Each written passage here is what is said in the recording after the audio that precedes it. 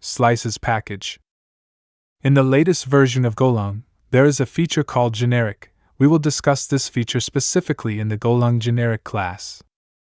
This generic feature allows us to create parameters with changing types, without having to use an empty /any interface. One of the packages that uses this generic feature is the slices package. This slices package is used to manipulate data in slices.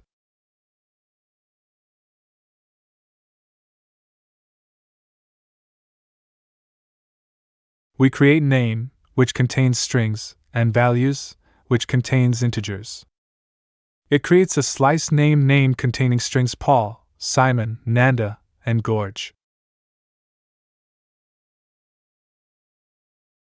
It creates another slice name values containing integers 100, 95, 90, and 80.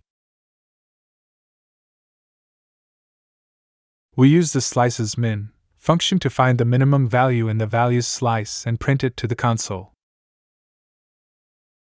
We use the slices max function to find the maximum value in the values slice and print it to the console. We use the slices contains function to check if the string Paul exists in the name slice and print the result to the console.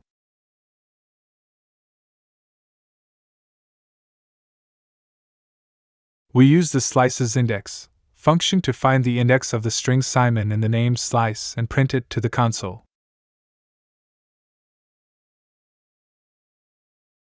Okay, let's run it. And this is the result.